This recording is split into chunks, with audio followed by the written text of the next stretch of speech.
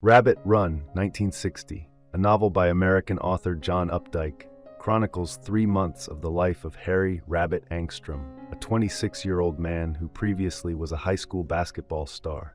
Now stuck in a passionless relationship and jaded with his career, Rabbit tries to reclaim the life he always wanted. The novel is the first of a series of 5 works, one of which is a shorter novella. Updike writes Rabbit Run with a humorous, retrospective voice, casting Rabbit's yearning and unsatisfied self-searching against the historical tapestry of the late 20th century. The novel begins several years into Rabbit's adulthood. Having grown apart from most of his childhood friends, he now works as a salesperson for the creators of a kitchen appliance called the Magipeeler. Rabbit is married to Janice, a salesperson at a previous place of employment. They are expecting another child soon. They move into a suburb of Brewer, Pennsylvania called Mount Judge, along with their 2-year-old child, Nelson. Bored by his ordinary white-collar life, Rabbit makes an impulsive decision to escape by driving south. When he gets lost along the way, he decides to turn around.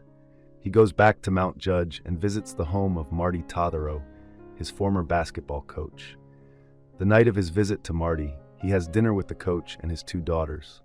One of the girls, Ruth Leonard, is a prostitute who works various shifts part-time.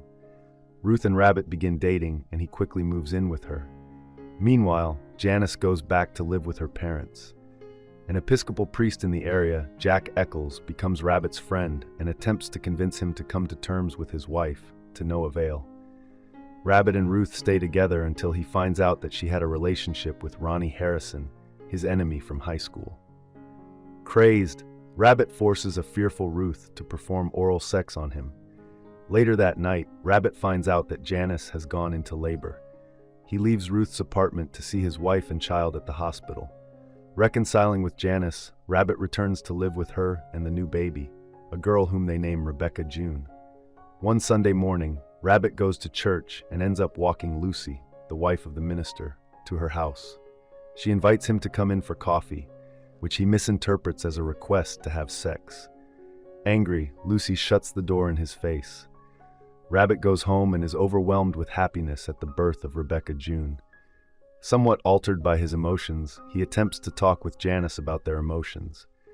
He convinces her to drink alcohol, and then misinterpreting her signals, tries to force her to have sex. Janice declines, telling him that he treats her like a prostitute. Angry, Rabbit masturbates over her, and then departs, resolving to get back together with Ruth. When he arrives, their apartment is empty. He goes to a hotel instead to spend the night. Morning comes, and Janice is extremely racked with sorrow by Rabbit's abusive treatment. She drinks too much, accidentally neglecting Rebecca June in the bathtub, who drowns. Soon, everyone except Rabbit finds out about the death and convenes at the home of Janice's parents.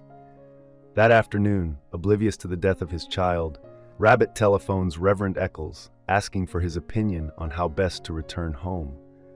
Reverend Eccles informs him of Rebecca June's death, compelling Rabbit to go home. Later, Totherow finds Rabbit and tells him that whatever he is looking for is probably illusory. Rabbit and the other main characters go to Rebecca June's funeral. Rabbit finally breaks down in public, using a platform to assert that he is not complicit in the death of Rebecca June. He flees from the graveyard and is followed by Jack Eccles. At the end of the novel, Rabbit goes back to Ruth. He finds out that she is carrying his child. Despite the fact that Rabbit is happy that Ruth has opted not to have an abortion, he refuses to divorce Janice. He leaves Ruth, never even vaguely aware that he has been searching for the entire novel. Rabbit Run ends on this note of ambivalence.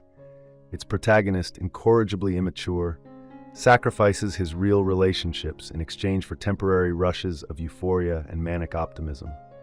Ultimately, the novel suggests one can only be as content as the relationships one successfully nurtures, despite the successes one seems to make. I hope you enjoyed this video. Leave a like if you did, and be sure to subscribe. Thank you.